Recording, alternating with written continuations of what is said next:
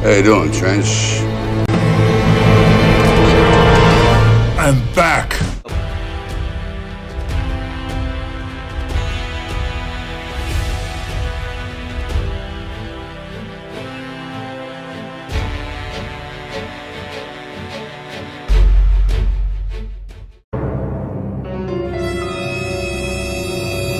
That the standard narrative has holes in it.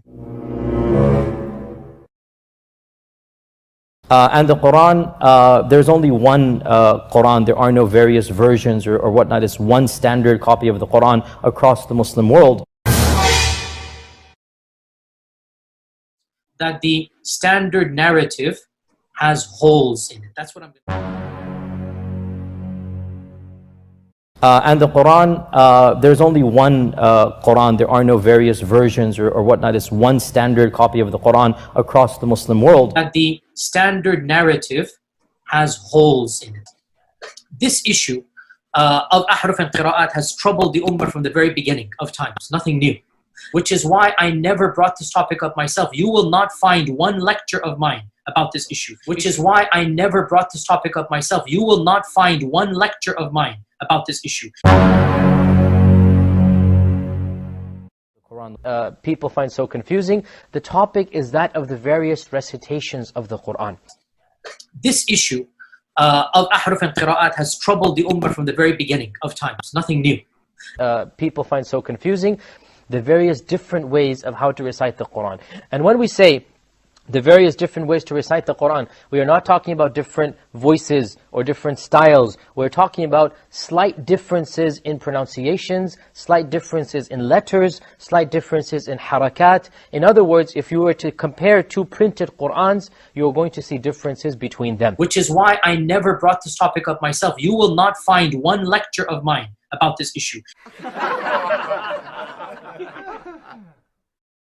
And this is something that many people are unaware of and many people have heard but are not fully familiar with, especially those who have been exposed to some of our brothers who live in Algeria or Morocco or other North African countries. They recite the Quran in a slightly different way. Not just a voice or not just a speaking style, but also changes in letters and words and harakat. I don't like these idiots, and they are idiots, wallahi, because they're the ones who caused this. In this issue, they're utter idiots who did something haram. And I don't like saying this. This is not something you discuss amongst the masses, ya akhi.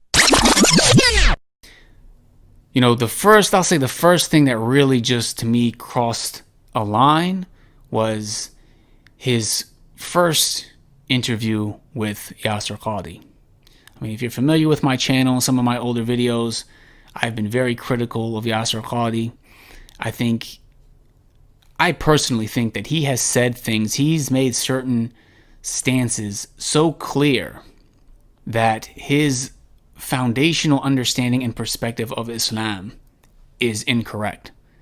That whenever somebody of knowledge, somebody who's a student of knowledge or somebody who's involved in da'wah, for them to give him a platform, for them to try to cover for him or try to excuse some of the completely blatant statements of misguidance that he has spewed, I find that to be extremely problematic, to say the least.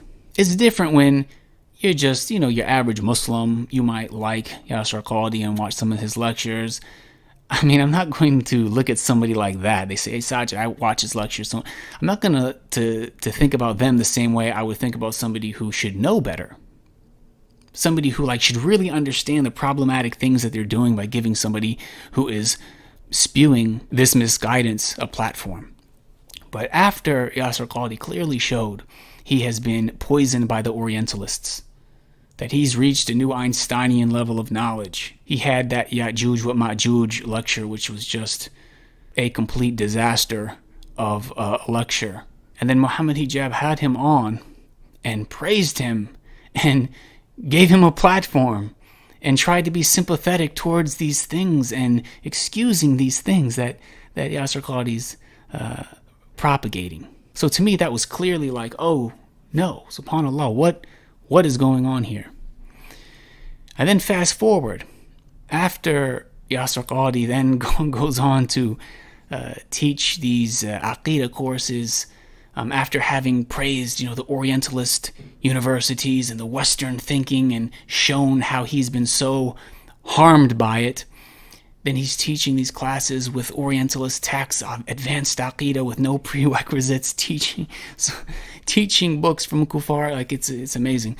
Then Muhammad Hijab has him on again. And this has to be probably the most damaging podcast, I think, to date in regards to the Durat and the destruction it caused. And it just really goes to show that when you have a platform and you're reaching potentially hundreds of thousands of people, it's really a big deal who you give a platform to, what you talk about, what information you put out there. Because Yasir Qadhi came on this time, and subhanAllah, if people couldn't tell from his clear language about his usul being messed up, we've just seen him progress and just expose himself. But then he goes on to Muhammad Hijab's platform and starts giving the preservation of the Quran question. Like, I'm speechless. I mean, not only did that happen, but both Muhammad Hijab and Yasir Qadhi consciously, after the fact, posted it and advertised it. It wasn't like it was a slip of the tongue on live television, like they were live streaming and they got caught up in the moment. No, they recorded it. They uploaded it. They advertised it. I mean, if this doesn't show you the absence of hikmah, of wisdom in somebody's da'wah, what can I even say?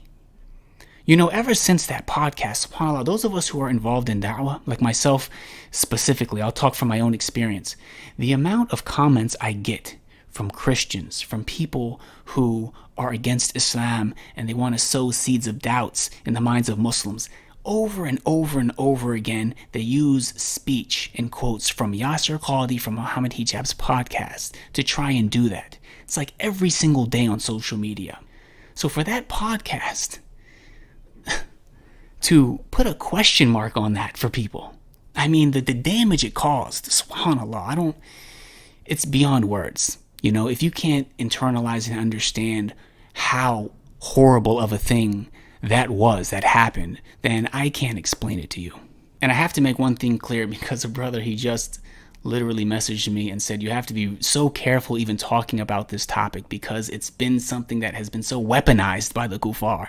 Before Yasir Qadhi ever came out and said anything about the Quran, I knew his foundation is messed up. I literally made videos warning people against him because it's clear once you have such messed up foundations, it's only going to get worse if you keep down that road, which he did. So somebody quoting Yasir Qadhi to me to try to prove something means nothing. It's very clear the Quran has been preserved. Yasir Qadhi having doubts about certain things or whatever it is that he even said, whatever he himself believes, means nothing to me. He is not somebody who I get my deen from. He's not somebody I would recommend anybody get their deen from. If you've seen some of my videos on the matter, I've made that quite clear, and I've brought forth some clear proofs and arguments as to why that's the case. These missionaries in particular, they have nothing to do with the world of academia. They are untrained, unqualified, ignorant, arrogant individuals who spout ridiculous claims that don't have a shred of credibility amongst actual academics. They don't even read Arabic, and they are literally like blind mice grabbing at whatever they can, trying to concoct a completely bizarre narrative and then preaching some garbled rubbish to their choir, who obviously have no clue, as to right and wrong about the religion of Islam. And therefore, I have had nothing to do with that world, and I shall have nothing to do with that world, because it is a complete and utter waste of time for me. I engage with real academics. That has been my methodology, and it will inshallah continue to be. Unfortunately, I have to break that rule for this one lecture. And I have to do this because of their intentional hijacking of my name and their usage of a snippet of a clip that was meant for a completely different topic, and their claim over and over again that somehow my 10-second or 1 minute or whatever long clip is actually in accordance with their understandings, and it is proving what they are trying to say. Now, even when they first started using my name, I was quiet about this, because really it's not in my nature to stoop to the level of every single barking dog. I just don't do that. I don't respond to stupidity and foolishness. As well, scholars that I look up to, scholars that are older than me, wiser than me, they advise me that the clip should be removed because it can easily be misunderstood. And so I followed their advice and I continued my lectures. But this group persisted in using my name,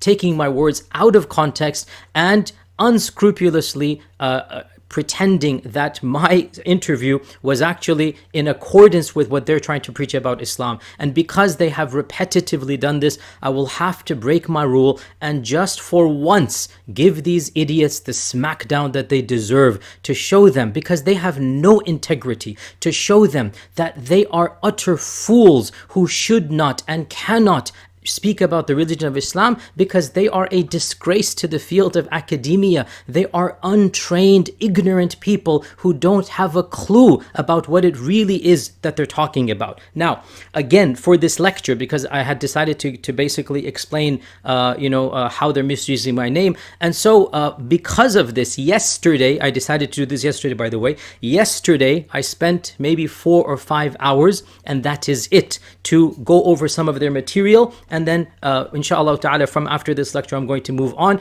And I spent literally just a few hours gathering what I could about some of these individuals. And I'll present what I have here just to demonstrate why it is an utter waste of someone like myself's time, who I consider, inshallah, and my reputation is known to all of you, I consider myself to be an academic. I consider myself to be somebody who researches everything. I mean, wallahi, listening to people like Jay makes me realize why there are still people who believe the earth is flat, أولا نحن الآن في أين؟ نذهب إلى مطار الشارقة، نريد أن نذهب إلى الصين بالطيارة. واضح؟ ركزوا معي. هذه الأرض إذا قلتم أنها تدور، إذا خرجنا من مطار الشارقة برحلة دولية إلى الصين، الأرض تدور صح؟ طيب لو وقفت الطائرة في السماء، أليست الصين تأتي؟ صح ولا لا؟ تدور، تأتي الصين ولا ما تأتي؟ طيب لو كانت الشمس الأرض تدور هكذا، لو تمشي الطيارة ما أدري كم تمشي، لن تستطيع أن تلحق الصين، لأن الصين تدور وأنت تدور، ولن تستطيع أن تصل إلى الصين لأنك تدور وهي تدور، فكيف تصل إلى الصين؟ So this cleric is called Sheikh Al-Kabari. So do you understand why it is insulting for someone like me to have to get involved with such a crowd? It's not I really feel demeaned to have to even respond. These people do. It's literally as if they cut off 80-90%, of the evidence that they have. They take the little bit that they have, they add their own imagination, and they construct an alternative universe that has nothing to do with the reality. And that's why I needed to make this video, to distance myself from this intellectually bankrupt lot. I have rarely come across somebody who is more vulgar, vile, foul-mouthed, noxious, repugnant, depraved excuse of a preacher. Whatever he is, David Wood, it is obvious to any person of faith, is not a man of God. Nobody who has an iota of humility in front of his Creator, nobody who wishes to claim to follow any prophet of God would ever be so vulgar as this particular individual. I have had the great fortune of having plenty of Christian friends and colleagues in my life. Catholics, Presbyterians, Methodists, Evangelicals, Baptists, many different types of people. And the fact is, as everybody knows, that you will find, generally speaking, humility amongst the followers of Jesus Christ. The Quran itself mentions this. You will find, a compassion. You will find a glimmer of the manners of Jesus Christ. And both Muslims and Christians agree that Jesus Christ was a loving, compassionate, humble, caring person, somebody who everybody around him loved. This person, David Wood, claims to be preaching the gospel of Jesus. And I don't know how to say this, like he is so uncouth. It is a shame. Wallahi, I'm embarrassed that he considers himself to be a follower of Jesus Christ. I'm embarrassed. David Wood does not need anyone else to refute him. His own manners is enough of a refutation of the character of this individual. Al-khabithatu lil-khabithina wal-khabithuna lil-khabithat. By their fruits you shall know them. You have no reason to even worry about refuting the likes of David Wood, because he is a refutation of himself. Anybody who is attracted to that level of depravity, frankly, I have nothing to offer, because he speaks exactly of what he wants, and so enough of a refutation is simply to let him be. Wait يا ياسر قادي. لوين بدك تروح? Where do you want to go? I think you are confusing Dr. David Wood with your vulgar, filthy, nasty prophet of Islam. Read with me. It was narrated from Ubay ibn Ka'b that a man boasted in an ignorant manner of his tribal lineage. So meaning there was a Muslim who was very proud about the pre-Islamic period, al-Jahiliyyah. So Ubay ibn Ka'b, told him to go bite his father's male member, the penis of his father. And he did not use a metaphor. The people looked askance at him, so they were shocked at Ubay ibn Ka'b. What are you saying to this man? Are you really insulting him and tell him to go bite your father's penis? So Ubay said to the people, I can see what you are thinking, and I can only say this, that the messenger of Allah, Muhammad, instructed us. So Muhammad instructed his Sahaba, like Ubay ibn Ka'b. Let's see what Muhammad said. Now here's Muhammad, the one talking. If you hear someone boasting in an ignorant manner of his tribal lineage, then tell him to bite his father's male member, the penis of his father, and do not use a metaphor, Muhammad said. And you can find this hadith in Ahmad, and it's classed as Hassan. So it's an accepted Hassan hadith. And this is a very well-known and accepted hadith from the mouth of Muhammad. Do you see it? So who is the vile and disgusting and vulgar person? It's your prophet, who needed to insult someone's father by commanding him to go bite the penis of his father. Imagine if someone would have said that today to you. What would you do to him? You would give him at least a black eye for insulting your father. What about vulgar and filthy, insulting, disgusting language from the Prophet of Islam? So Yasir Qadhi, stop confusing your filthy prophet with someone like Dr. David Wood. Hello, Dr. J. Smith. Now it is the 26th of November. A few minutes ago, Dr. Yasir Qadhi put out a chat number 10, which was a response to J. Smith and David Wood, a response to what we have been saying concerning him, and quoting him, as he says, illegally quoting and using his name.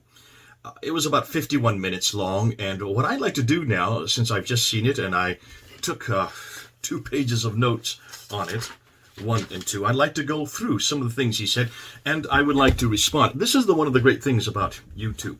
He uses YouTube. He has, 388,000 subscribers. I don't know how many people have watched this.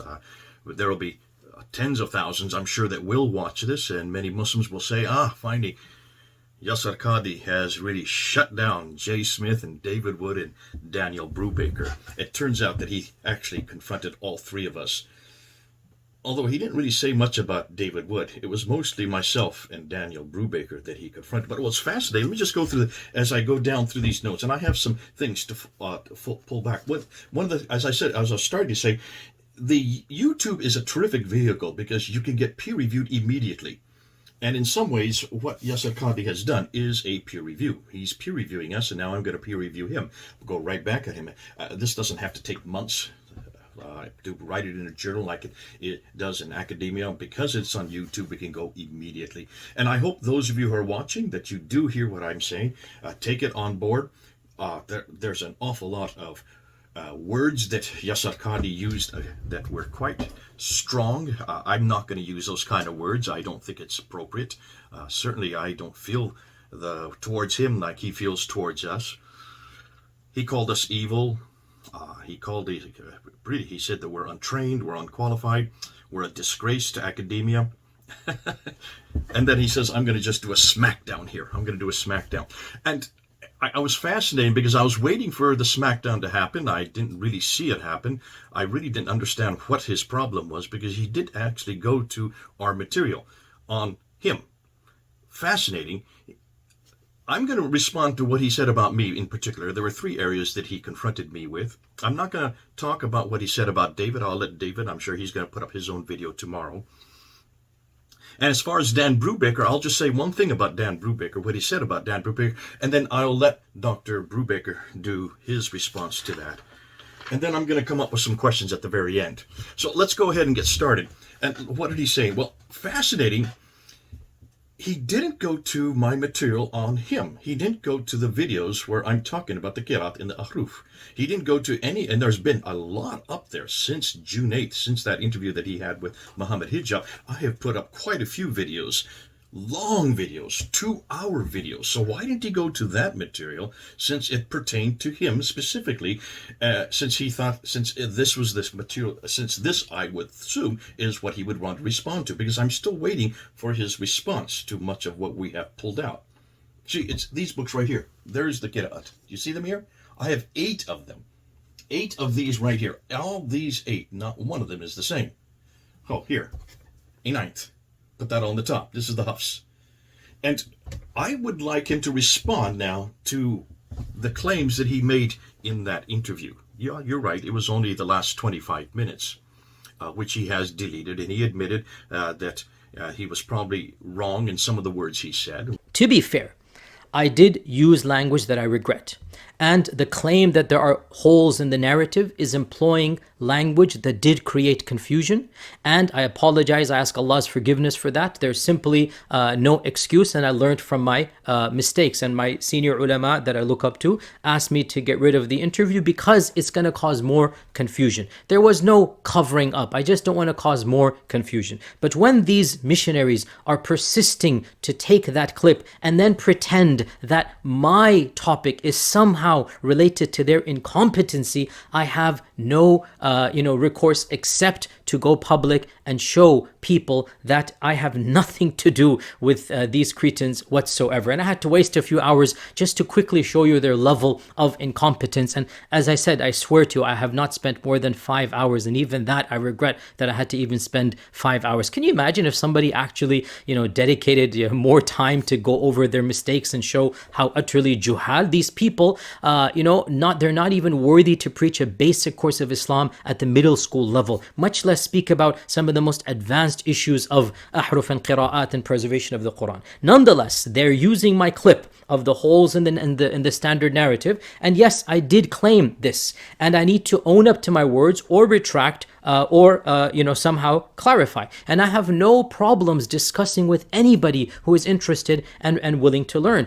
I do believe that a mainstream opinion, because here's the point, there are multiple interpretations of the ahruf and qira'at, and everybody knows that there's over 40, by now, everybody knows there's over 40 opinions about the ahruf as Suyuti and others mentioned, and I follow another one of them. The one that has become dominant, the one that is now, mainstream, this is what I called the standard narrative, but in reality, there are many standard narratives. Even what I'm holding is a standard narrative. It's just not the one that is most common in our times. And so I am, again, what I don't want to go, there's no need to go into details in the video, and I'm more than happy to discuss with anybody, but I don't mind giving you some examples so that you understand that when I said there are holes in the narrative, I regret the wording, but what I'm trying to say is that there are questions that there's a majority opinion and then there are minority opinions. For example, one of the issues that is the issue of the tawatur of the qira'at. I mean, I believe that the qira'at are mutawatira in their essence and syntax, but not necessarily in their specific choices of each and every rawi, of each and every tariq.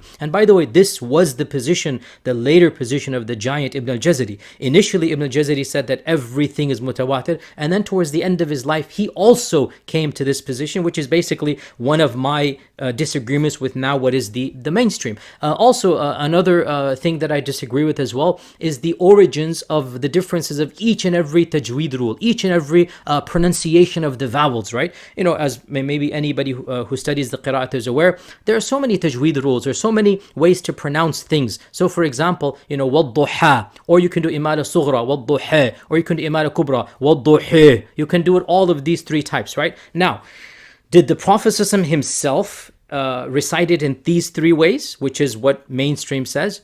Or did he allow some of the Sahaba to recite in their dialects, and that became accepted, and that is accepted as a part of the Quran as well? I mean, my position is the latter, not the former. And by the way, even Ibn Taymiyyah clearly says that many of these differences, the pronunciation differences, they go back to the Sahaba and to the dialects of the Arabs. Okay, so this is another thing that I might disagree with the majority opinion. I mean, also the development of the orthography of the Mus'haf. Again, if you study the evolution of the ancient Arabic script that was first written down in what is called Ma'il, and then Hijazi, and then Old Kufic, and then Modern Kufic, and then Nasta'liq, and then along the way you have orthographic changes coming. For example, the word qala was typically written back in the day with qaf lam, and later on it started being written by qaf alif lam, right? So again, this is something that I'm advocating, and many scholars of the manuscripts advocate this as well, that there was some spelling changes. I mean, what's the big deal if instead of spelling color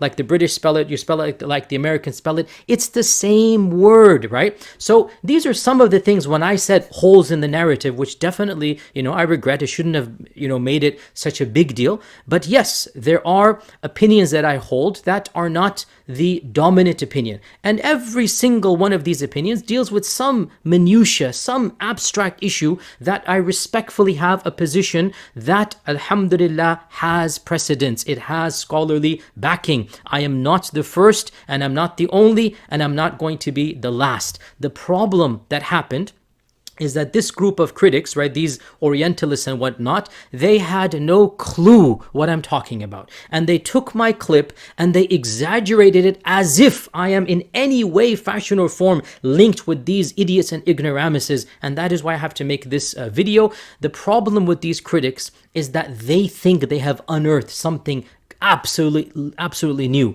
that no one before them has ever understood. They exaggerate the notion of qira'at to make them different versions of the Quran. They exaggerate the printings, King Farouk printing and King Fahd printing, and they think these are different versions of the Quran. And here's a point to the Muslim audience, okay? And even if you're not Muslim but you're listening for information about this group of people, I want you to know one simple fact. Each and every bit of information that this group picks that is authentic, that is true, because a lot of it is just mythology or fake. Each and every bit of it that is true, they're finding from within our sources and references, and our ulama, not only were they well aware of these differences, but no one in human history ever considered anything of this to be different versions of the Quran or different competing texts of the Quran. This is sheer lunacy. This is stupidity. The vast majority of these differences are pronunciation. The qira'at themselves, the bulk of the differences are tajweed and pronunciation related. I mean, for example, let me just think of an example. American and British English, right? What's a few words that the Americans and the Brits pronounce differently? I mean, what if an American says, "Can you bring me a glass? Can you bring me a glass of water? Can you bring okay, let me put in garage because that's definitely always an important. Can you bring a glass of water to the garage?" Okay, if an American says that, a Brit says it, how's he going to say it, right? I'm going to try my fake British accent here. Can you bring a glass of water to the garage, right? They speak in a higher pitched voice, right? Glass of water into the garage. You know, there's differences, right? Glass of water to the garage, right? There's a difference there.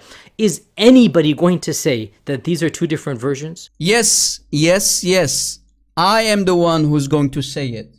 Wait. لوين بدك تروح? To where do you want to go, Ya Yasir Qadhi? You're not going to go away with it that easily. Let me refute what he just said. It has much more to do than only the way pronouncing words. Now let us refute Yasir Qadhi. Now did you catch what he said? According to Yasir Qadhi, it has only differences in the way you pronounce words in dialect. Now let us see if that's true. Yasir Qadhi knows that's a lie from hell. It has not only to do with differences in the way you pronounce certain words or dialects. It has much more than that, and he's lying to you. He is only fooling himself, and he's fooling his Muslim ignorant audience who will only listen and obey. Sami'na wa ata'na. We heard and we obeyed. They don't question what he's saying. They don't do their homework to see if he's lying or not. Let us see if it has only to do with pronouncing certain words, or basically the dialect, the way you say it. Like he said, garage.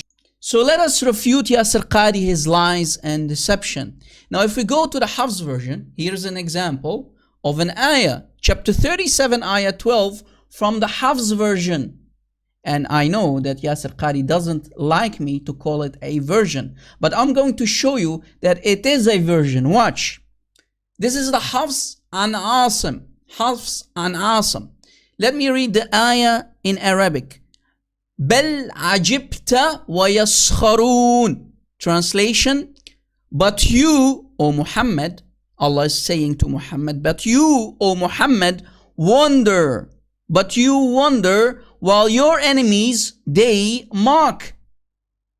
Ajibta. Now pay attention to this very word. Ajibta.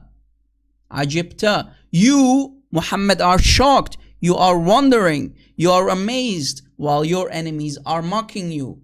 Now this is a version.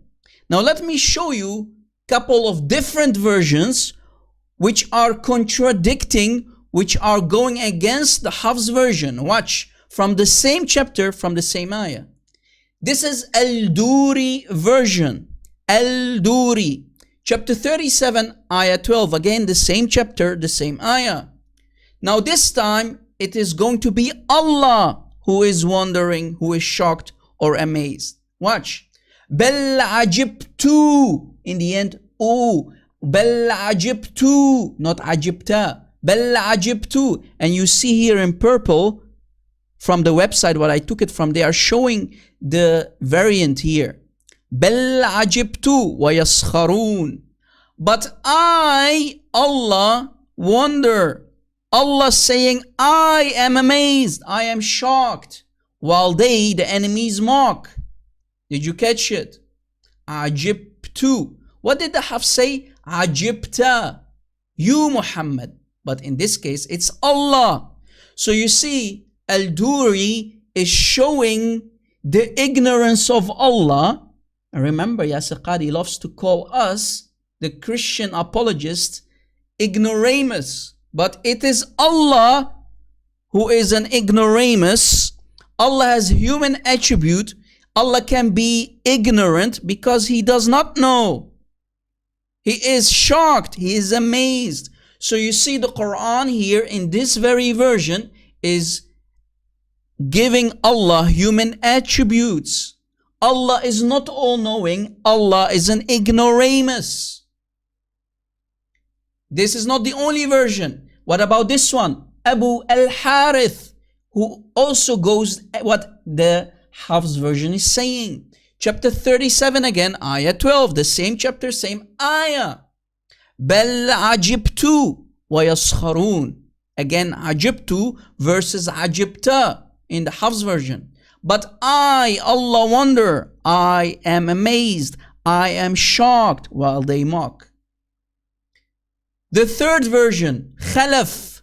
The Khalaf version also agrees with the Abu al-Harith and al-Duri verses and against the Hafs version. Same chapter, same ayah.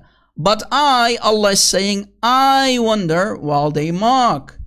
And these are not only the three ones that are known. They are also, you have the Ishaq version. The Ishaq also agreeing with al-Duri, with Abu al-Harith and Khalaf version. بل عجبت ويسخرون. The Idris version. بل عجبت ويسخرون. And here is a sixth one. Khalid also agrees with al-Duri and so on. بل عجبت. So also the sixth one disagrees with the Hafs. Remember what the Hafs said? بل عجبت. So we have at least 6 different Quran variant, different Arabic Quran versions that disagree with the Hafs. So Muslims, why are you listening to the lies? Why do you accept the lies, the taqiyya, the makr, the deception of people like Yasir Qadhi? Why are you always saying, Sami'na wa ata'na? We heard and we obeyed. Why are you not confronting your imams and shuyukh? What does this say about the majority of Muslims? Ignorance is bliss in Islam. You Muslims don't care about the truth. And the proof is in front of you.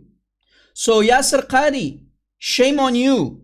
But we know you have no shame because you know it's not only about pronouncing certain words, right?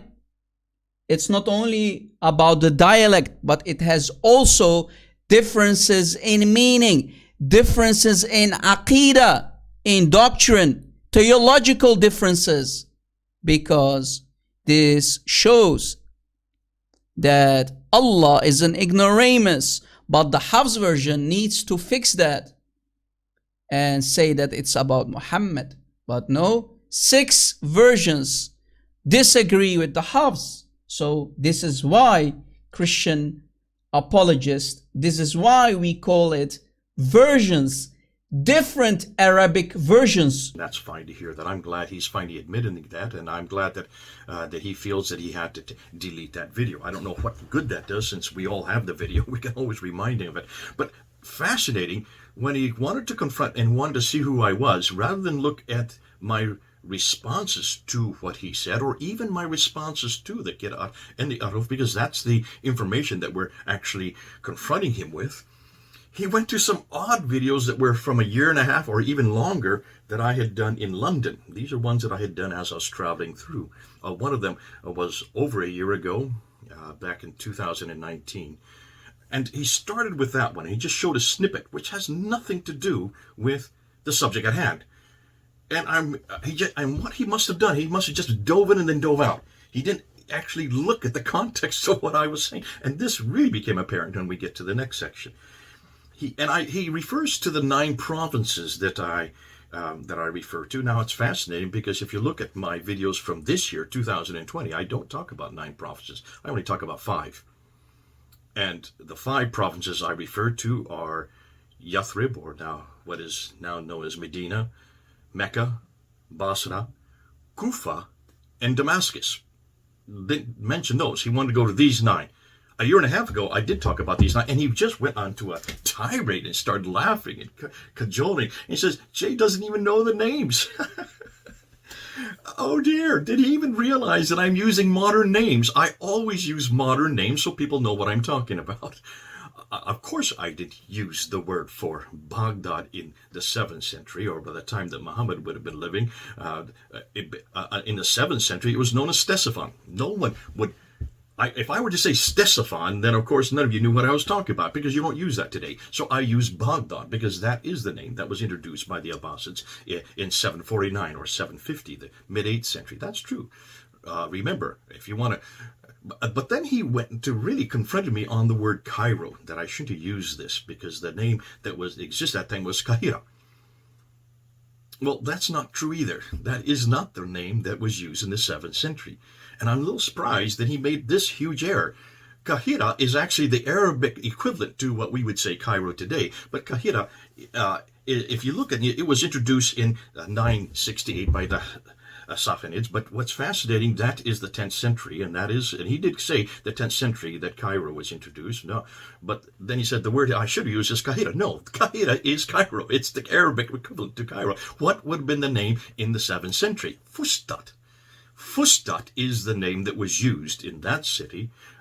Because remember, it used to be called Memphis, but Fustat is the garrison town outside of the city that the Muslims, or in this case, those who took over and conquered Egypt, that's the word that they would have used, the name. So he even got that completely wrong. Now, I'm not going to sit there and berate him for that, but I'm going to ask him to be careful when he's quoting me. Make sure he quotes me correct. At least we do that with him. Whenever we quote him, we actually film it and put it up there so you can see. And make sure that you understand that when I'm talking about an ancient city, I'm not going to use that name unless I'm specifically referring to the name of the ancient city. I use the modern name today. And that's why it's important that he makes sure that he doesn't put up in this case, it was a straw man, and then he just tried to confront the straw man. Finally, he gets to the holes in the narrative. Finally, he got to this in the last few minutes. The very thing we've been waiting for him to talk about. And he said, listen, I made a mistake. And that's why he deleted it. He shouldn't have used certain words. And the only thing he's really talking about is the word holes in the narrative. That's all he wants to talk about. Because then he goes on and says that the tajweed new rules, these are nothing more than vowel pronunciations. And today, that's true. They are vowel pronunciation, but they're in a written text. The 5 dots and the 3 vowels are to give you the delineation of which are the different ways to pronounce it.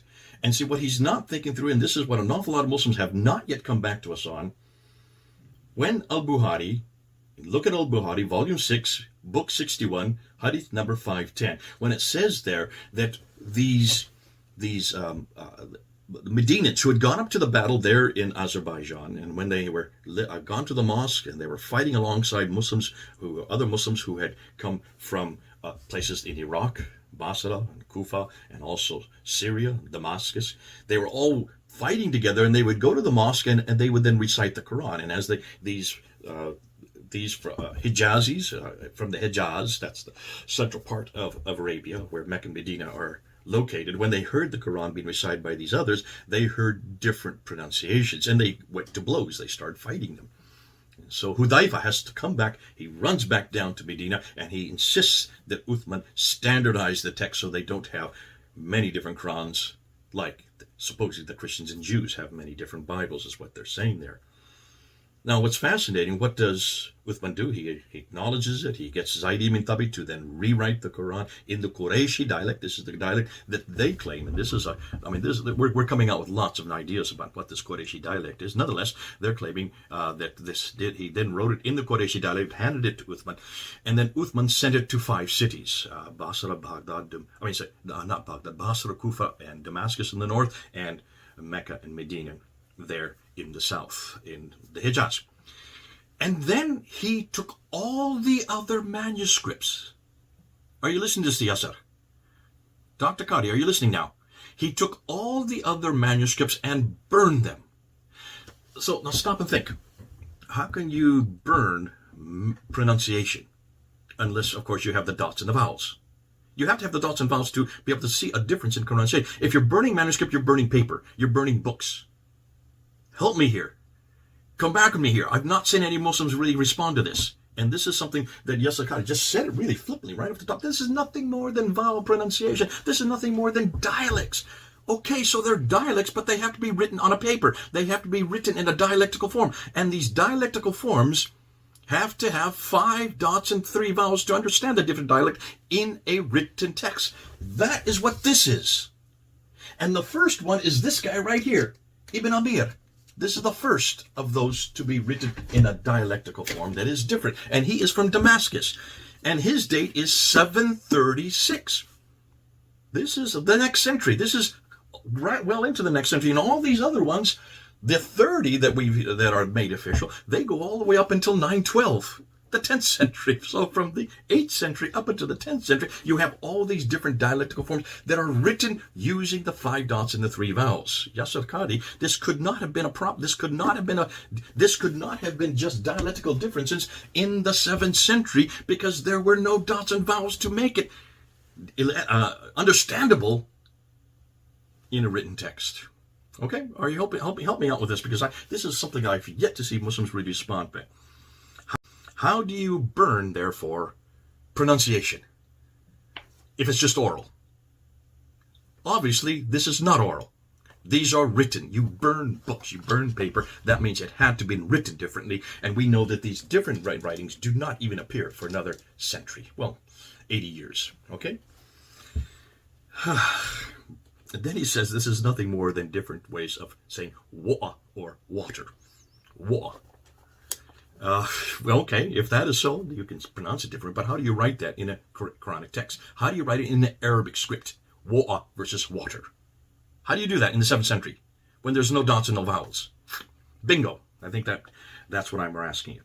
Then he talks about the fact that the corruption of Yale. Now, I don't want to go too much further, because I would like to ask a number of questions, and I'd like to finish off, and I hope, Yasir Qadhi, you do respond to the questions I'm going to finish off with. You've only finished, I just only seen it a number of minutes ago. It's actually almost about an hour now since you finished you did your chat number 10. And I think that you've misconstrued what I've been saying. You also just dived into a video without looking at the context, and you didn't understand possibly that we were actually making a joke about throwing him into the Nile. And that also, that it was fascinating that if by doing that, would you throw away? And the question we were asking is, if you're throwing him into the Nile, does that get rid of them? No, it doesn't, obviously, because we were making your very point for you, and that is there are thousands and tens of thousands of Qurans all over the world. Throwing him into the Nile does not do the job. Here's the questions. When and let me start with this question first. Here's the first question. These many qira'ats, which one of these is the one that's in heaven? Which one of these is the one that was revealed to Muhammad between 610 and 632, that 22-year period?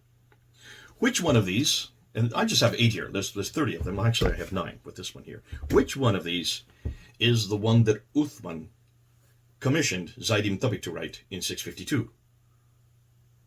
And that's what Muhammad Hijab was asking you. When he put his hand out there and he said, I'm giving you a blank sheet of paper, a blank mushaf. What Quran, which qiraat, which aruf are you going to put there? He wasn't talking about pronunciation orally. He didn't want you to tell you what an oral pronunciation. He wanted to know what you were going to write there. Is it going to be the Hafs? Is it going to be the Warsh? Listen, just between these two right here, there are 5,000 differences. So which one of these? Is it the Hafs? Is it the Warsh? Is it Ibn Amir? Is it the Qalun? Ibn Kathir? Al-Qusay? Khalaf? Shoba? Al-Duri? Those are the ones I have here. Which one of those comes from heaven? Which one of those actually was the one revealed to Muhammad? That's the first question. Please answer that question. Okay, stop calling us names and all kinds of vitriol. That's not going to help. It doesn't help you academically. It doesn't help your authority before the world. And listen, most people see that when you go to vitriol, when you start using ad hominem, it usually means that you've lost the debate. And ironically, you really didn't talk about this. You didn't look at my videos on this. You didn't ask and even ascertain what I'm saying about the Qira'at. You never looked at one of those talks that I've done on it. And I've done 10, 20 of them already. Well, actually, since June 8th, probably only about 10 of them since June 8th. Number 2, what is it that happened to you at Yale University? Exactly what crisis did you go through? And why is it this idea that you have that if you go to Yale or Rice University, that these are not legitimate places? You got your doctorate there, so are you saying your doctorate's not legitimate if you say that you got corrupted by Yale? Please help us understand that.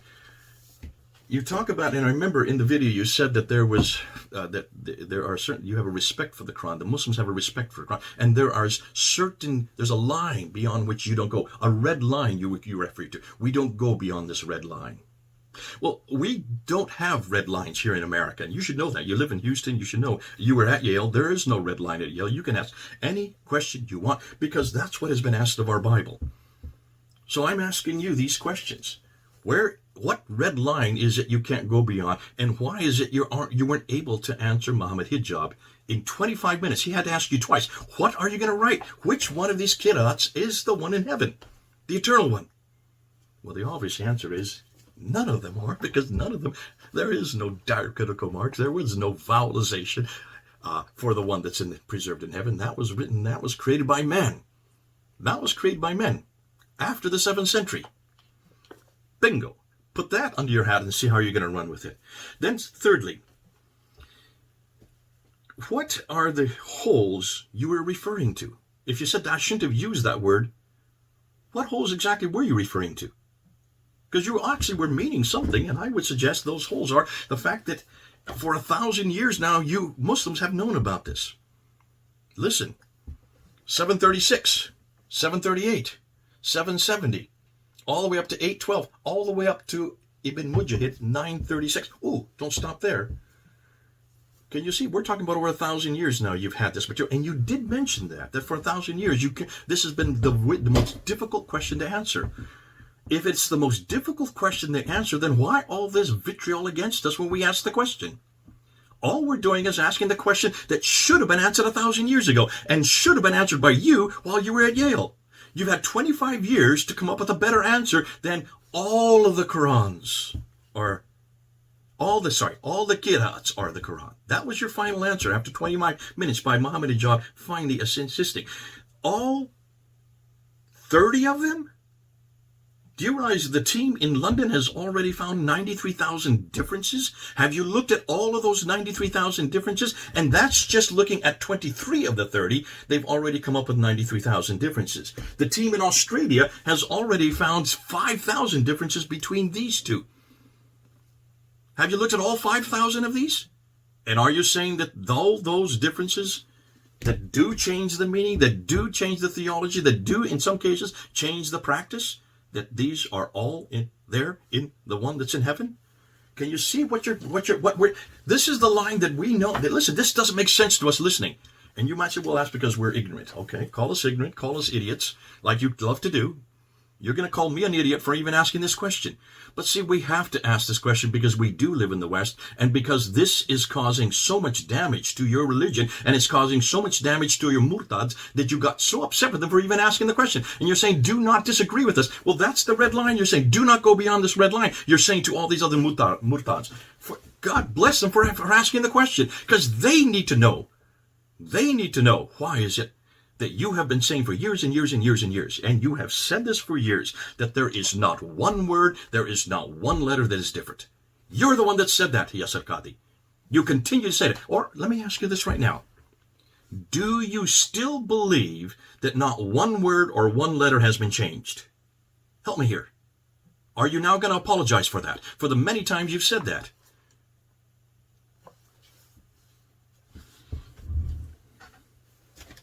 You have said that so many times on video.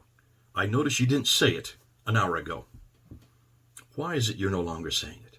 Because you now know that you cannot say that. See, that's a red line that now has stopped you. That's a red line that you are now stopped. And remember what you did say in that interview on June 8th. The rest of the world has come leaps and bounds in the last 100 years. And they're looking at us like an emperor with no clothes. Until you answer these questions, you do, to us, look like an emperor with no clothes. Your own words, back at you. Please, get some clothes on. Start answer these questions. Stop talking about this red line which you can't go beyond. And stop saying that you have to take my class, then we'll do a deep dive, but you couldn't even answer Muhammad Hijab there in 25 minutes. And then I'm going to end with this. I want to know from you, Yasir Qadhi, when is the first complete Quran that's just like this one here, not the English translation, I'm talking about the Arabic. The first complete Arabic Quran, all 114 surahs, when is the earliest that you can find? Give me a date. Tell me, where is that ubiquitous Quran that you're always talking about? Where is this Uthmanic manuscript that you're always referring to? Where is this manuscript that's 114 surahs and that every word and every letter is exactly like the one I have here? And I'm not talking about the qira'ats. I'm not talking about the ahruf now. I'm talking about the razm, the skeletal text, the consonantal text, what Dan Brubaker is coming up with. And he is the first to publish this. So don't sit there and wipe him across the table and say that this guy doesn't know what he's talking about. This is the first man that's had the courage to write and publish. And that's why you only have vitriol to throw at him. When you throw vitriol and ad hominem and the kind of words you use against Dan, against me, and against David, I can pretty well see that you really don't have answers to these questions. You really don't have answers. And all you're doing is throwing aspersions against us, the messenger. Okay, you now have been peer-reviewed. I hope I've done an adequate job of looking at the 51 minutes that you took. It's taken me about 34 minutes to respond to it. I'd love to hear a response to you. You said you're not going to have anything more to do with us, and you've done your bit. That's like somebody saying and yelling at somebody, and then they run away and say, no, I don't want to have to answer that. We got that at Speaker's Corner all the time. Muslims, when I would be on the ladder, they would come up to me, they would yell some stupid, idiotic things, call me all kinds of names, and then they run off because they didn't want my response. You're acting like that. You're going to have to respond. You're going to have to respond to these questions. You're going to have to respond to huge amount of stuff that I have on the Qiddah. Look at my video that I put up a month ago, 2 hours long, and look at every one of those 5 canonizations that I went through, referring to Shadi Nasr's material, and I want you to answer to every one of those. I'd like to see you do it. You say you're the world authority of this, or one of the world's authority on this. You're the one that has now gone public, saying that there is not a problem, that it is completely preserved, that there has not been one dot. I'm sorry, you don't say one dot. Not one word, not one letter has been changed.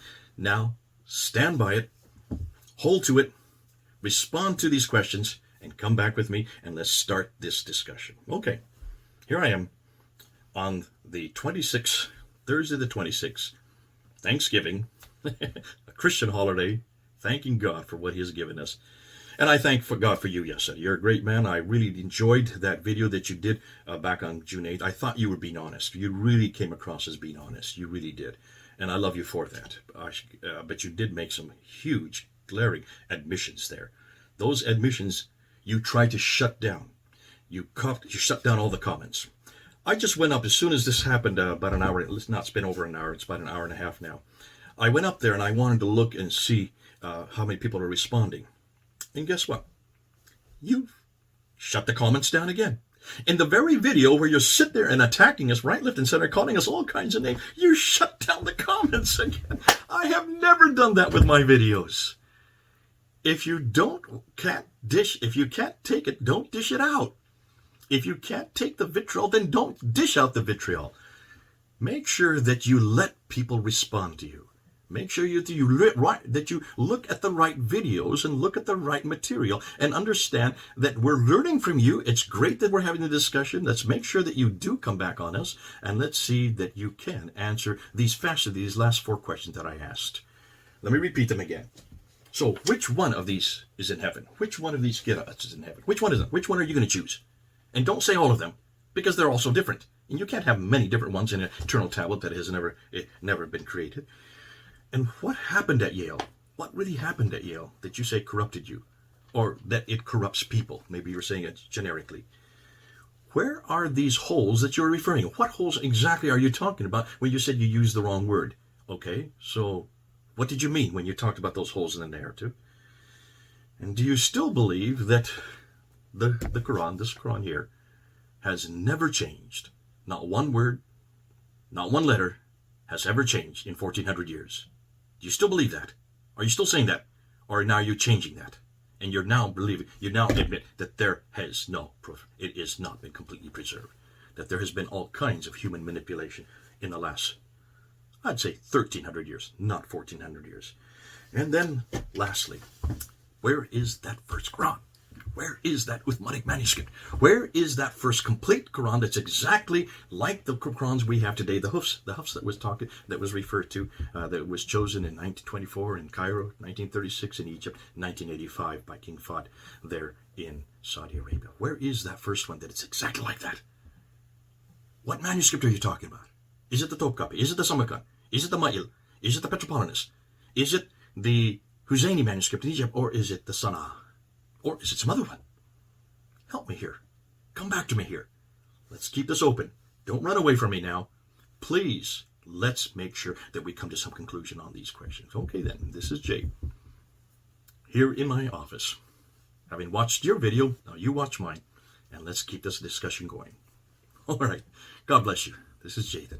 Over and out.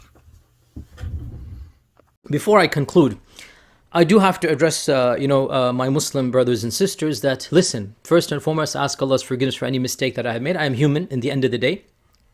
And preaching and teaching and speaking so much, sometimes I obviously slip up. I say things I shouldn't say. The wording I use was definitely unwise, and I owned up to this on Facebook and Twitter multiple times, and I explained and clarified that what I'm talking about is ahruf and qira'at, and even then I shouldn't have used that wording, and what these people are talking about is the preservation of the Quran and versions of the Quran. I mean, a'udhu billah. So there's nothing to do with that. So if you, dear Muslim, have no idea about these topics, then alhamdulillah, don't worry about it. It is enough for you to know that the Quran, alhamdulillah, is proven to be preserved, that the thousands of manuscripts around the globe, alhamdulillah, they do nothing except to affirm and verify.